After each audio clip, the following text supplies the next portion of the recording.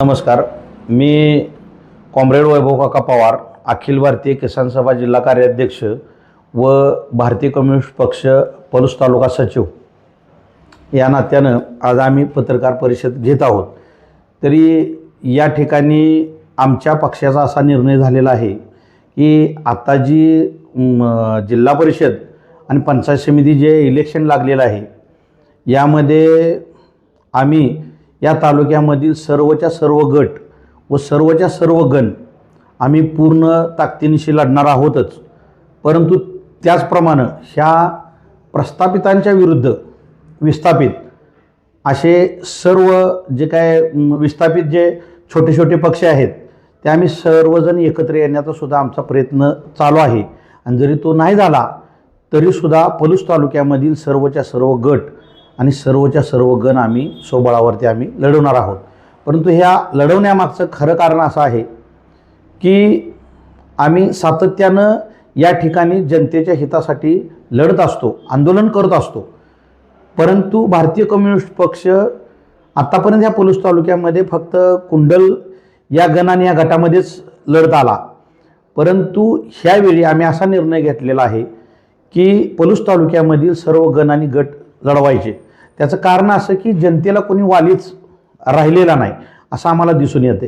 कारण प्रस्थापितांना जनतेचं काय घेणं देणं नाही.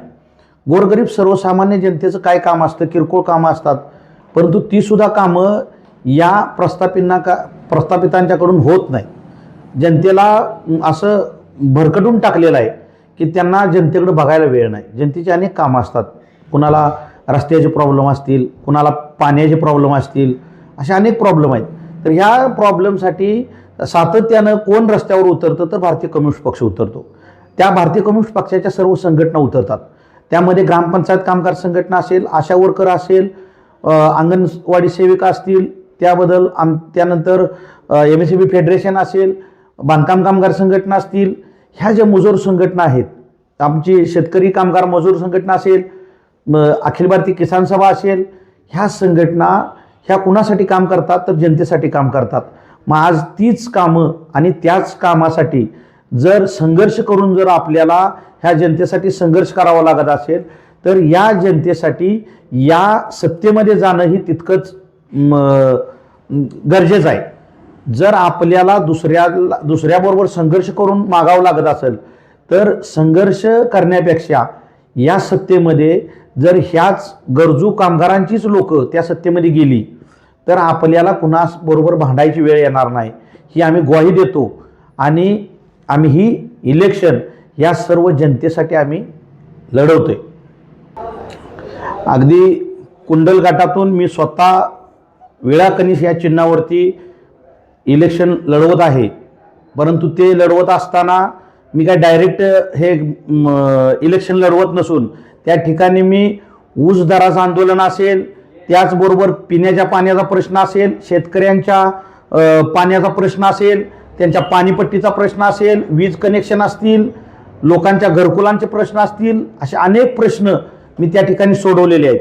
आणि अजूनही त्या प्रकारची मी सेवा या जनतेसाठी करत आहे आणि इथून पुढेही मी करत राहीन ही मी तुम्हाला ग्वाही देतो. आणि कम्युनिस्ट पार्टीच्या वतीनं वेळाकनिश या चिन्हावर मी स्वतः कुंडल जिल्हा परिषद गट लढवत आहे. आणि त्याचबरोबर माझ्यासोबत आमच्या कॉम्रेड मेघा बापते ह्या पंचायत समिती गण एक लढवत आहेत. त्याचबरोबर बांबोडे गणातूनही आमची सीट फायनल झालेली आहे. त्याचप्रकारे आमनापूर गणातून एक आमची सीट फायनल झालेली आहे. नागराळे गणातून एक आत्ता फायनल झालेली आहे. बाकीच्या आमच्या लवकरच सीटा फायनल होतील त्याही आम्ही तुम्हाला कळवणार आहोत. नमस्कार. मी कॉम्रेड वैभव काका पवार, अखिल भारतीय किसान सभा जिल्हा कार्याध्यक्ष व भारतीय कम्युनिस्ट पक्ष पलूस तालुका सचिव या नात्यानं आज आम्ही पत्रकार परिषद घेत आहोत. तरी या ठिकाणी आमच्या पक्षाचा असा निर्णय झालेला आहे की